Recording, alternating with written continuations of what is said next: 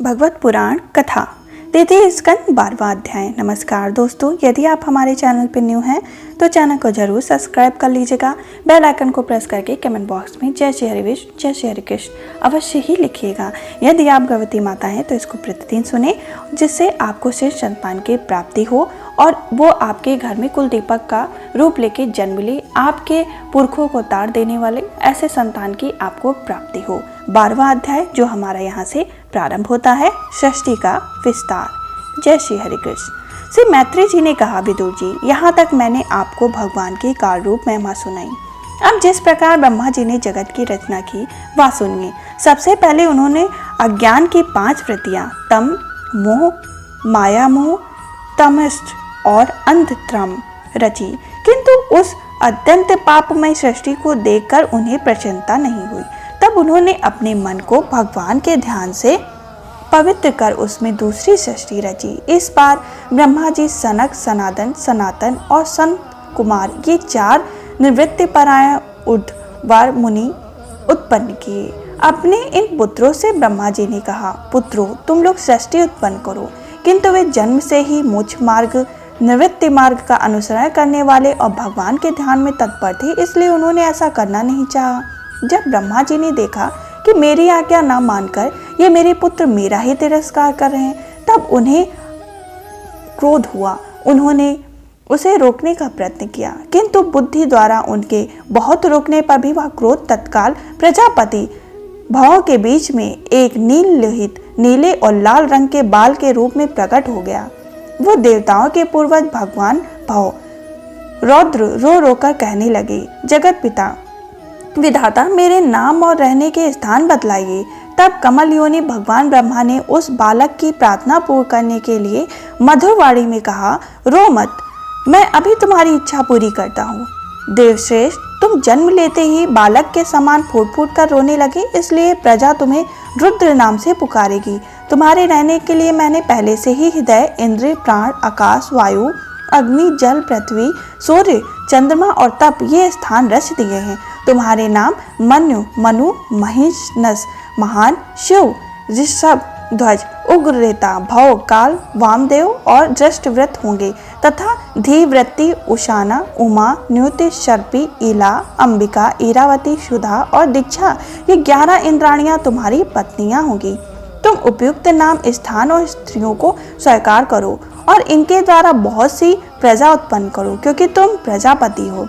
लोक पिता ब्रह्मा जी ऐसी आज्ञा पाकर भगवान नील लोहित बल, आकार और स्वभाव में अपने ही जैसी प्रजा उत्पन्न करने लगे। भगवान रुद्र के द्वारा उत्पन्न हुए उन रुद्रों को असंख्य युद्ध बनाकर सारे संसार को भक्षण करते देख ब्रह्मा जी को बड़ी ही शंका हुई।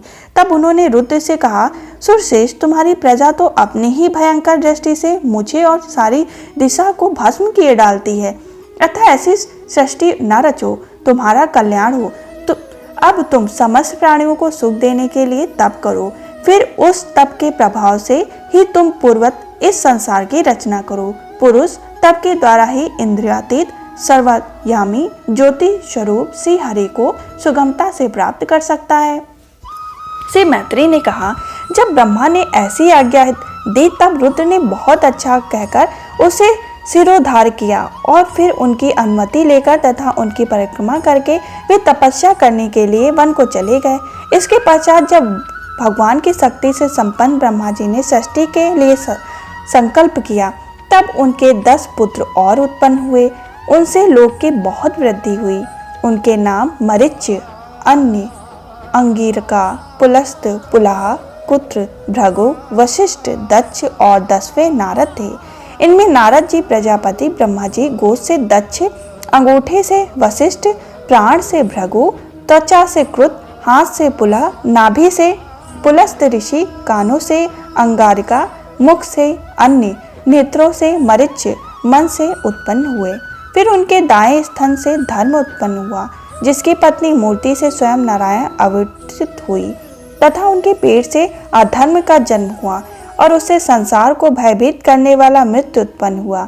इसी प्रकार ब्रह्मा जी के हृदय से काम, भवन से क्रोध, नीचे की ओर से लोभ, मुख से वाणी और अधिष्ठाई से देवी सरस्वती, लिंग से समुद्र, गुदा से पाप का निवास स्थान, राक्षसों का अधिपति ऋषि छाया से देवहूत पति भगवान कर्दम उत्पन्न हुए। इस तरह यह सारा जगत कर्ता ब्रह्मा जी के शरीर और मन से उत्पन्न हुआ। विदुर जी, भगवान ब्रह्मा की कन्या सरस्वती बड़ी ही सुकुमारी और मनोहर थी। हमने सुना है एक बार उसे देखकर ब्रह्मा जी काम मोहित हो गए। यद्यपि वह स्वयं वासनाहीन थे, उन्हें ऐसा अधर्म में संकल्प करते देख उनके पुत्र मरीचि आदि ऋषियों ने उन्हें विश्वास पूर्वक समझाया, पिताजी आप सामर्थ हैं, फिर भी अपने मन में उत्पन्न हुए काम के वेग को न रोककर पुत्री गमन जैसा दुस्तर पाप करने का संकल्प कर रहे हैं। ऐसा तो आपसे पूर्ववर्ती किसी भी ब्रह्मा ने नहीं किया और न आगे ही कोई करेगा।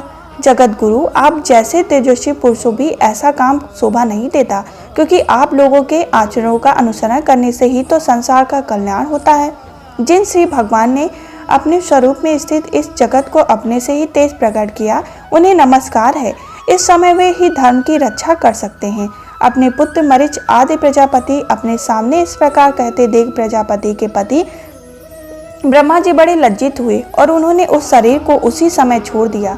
तब उस घोर शरीर को दिशाओं ने ले लिया, वही कुहारा हुआ, उसे अंधकार भी कहते हैं। एक प्रकार ब्रह्मा जी यह सोच रहे थे कि मैं पहले की तरह सुव्यवस्थित रूप से सब लोगों की रचना किस प्रकार करूं।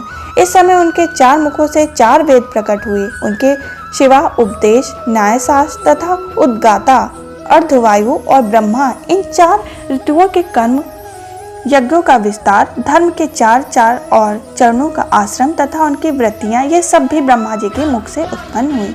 विदुर जी ने पूछा, तपोधन, विचारताओं के स्वामी श्री ब्रह्मा ने जब अपने मुखों से इन वेदों को रचा तो उन्होंने अपने किस मुख से कौन वस्तु उत्पन्न की, यह आप कृपा करके मुझे बतलाइए। श्री मैत्री ने कहा, विदुर जी, ब्रह्मा ने अपने पूर्व, दक्षिण, पश्चिम और उत्तर के मुख से क्रमशः ऋक, यजु, साम और अथर्ववेद की रचा तथा इसे क्रम से शास्त्र, होता कर्म, इज्जा, अधुर्वेद कर्म और स्तुति, सोम, उद्गाता कर्म और ब्रह्म कर्म, इन 4 की रचना की। इसी प्रकार आयुर्वेद, चिकित्सा शास्त्र, शास्त्र विद्या और संगीत शास्त्र, शिल्प विद्या, इन 4 उपदेशों का भी क्रमशः उन पूर्व आदि मुखों से ही उत्पन्न किया। फिर सर्वदर्शी भगवान ब्रह्मा ने अपने 4 मुखों से इतिहास, पुराण रूप 5वां वेद बनाया। इसी क्रमशः षोडशी और उक्त, चैन और अग्निहोष्ट, आपतोयान और आतिरात्र तथा वाजपेयी और गोश्वा, ये 2 भाग भी उनके पूर्व मुखों से ही उत्पन्न हुए। विद्या, दान, तप और सत्य, ये धर्म के 4 पाद और वृत्तियों के सहित 4 आश्रय भी इसी क्रम से प्रकट हुए। सावित्री, प्रजापत्य, ब्राह्मण और बृहत, ये 4 वृत्तियां भी ब्रह्मचारी हैं तथा वार्ता, संचय, सलीम और स्वेच्छा, ये 4 वृत्तियां गृहस्थ हैं। इसी प्रकार वृत्त भेद से व्याख्यानास, वालखिल, औडुम्ब और फेनप, ये 4 प्रकार वनप्रास्थो तथा कुटिचक, बहुदुख, हंस और निष्क्रिय परमहंस, ये 4 वेद भेद सन्यासियों के हैं। इसी क्रम से अन्विच्छिका, त्रयी, वार्ता और दंड नीति, ये 4 विद्याएं तथा 4 हुता भी ब्रह्मा जी के 4 मुखों से उत्पन्न हुई तथा उनके हृदय कान से ओंकार प्रकट हुआ। उनके रोम से, उसके त्वचा से गायत्री, मांस से विशिष्ट, स्नायु से अनुष्ठ, अस्थियों से जगति, मज्जा से पक्ति और प्राणों से बृहत्ति छंद उत्पन्न हुआ। ऐसे ही उनका जीव स्पर्श, वर्णन और देह आकार आदि कहलाता है। उनको इंद्रियों शा, शा, शा, हा और बाल को अंतश या रा, ला, वाह कहते हैं तथा उनकी क्रीड़ा से निषाद, ऋषभ, गंधार, सप्तधश, मध्यम, द्वैत और पंचम, ये 7 प्रकार के स्वर उत्पन्न हुए। हे तात, ब्रह्मा जी शब्द ब्रह्म स्वरूप हैं। वे वैखरी रूप में व्यक्त और ओंकार रूप में आव्यक्त हैं तथा उनसे परे जो सर्वस्त्र परिपूर्ण पर ब्रह्मा है, वही अनेक प्रकार की शक्तियों से विकसित होकर इंद्र रूपों में भास रहता है। विदुर जी, ब्रह्मा जी ने पहला काम शक्त शरीर, जिससे कोहरा बना था, छोड़ने के बाद दूसरा शरीर धारण कर विस्तार का विचार किया। वे देख चुके थे कि मरीच आदि महान शक्तिशाली ऋषियों ने भी सृष्टि का विचार अधिक नहीं हुआ, अतः वे मन ही मन पुनः चिंतन करने लगे। अहो बड़ा ही आश्चर्य है, मेरे निरंतर प्रयत्न करने पर भी प्रजा की वृद्धि नहीं हो रही। मालूम होता है इसमें देव ही कुछ विघ्न डाल रहे हैं। जिस समय यथोचित क्रिया करने वाले श्री ब्रह्मा जी इस प्रकार देव के विषय में विचार कर रहे थे, उसी समय आकाश में उनके शरीर के 2 भाग हो गए। कहा ब्रह्मा जी का नाम उन्हीं से विभक्त होने के कारण शरीर को काया कहते हैं। उन दोनों विभागों में एक स्त्री पुरुष का जोड़ा प्रकट हुआ। उनमें से जो पुरुष था वह सार्वभौम सम्राट शंभु मनु हुए और जो स्त्री थी वह उनकी महारानी शतरूपा हुई।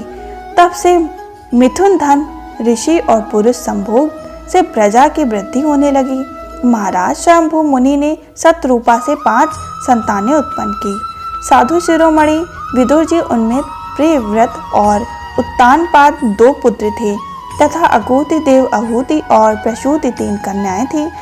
मुनि जी ने अकूति का विवाह रुचि प्रजापति से किया। मझली कन्या देहूति करदम जी को दी और प्रसूति दक्ष प्रजापति को।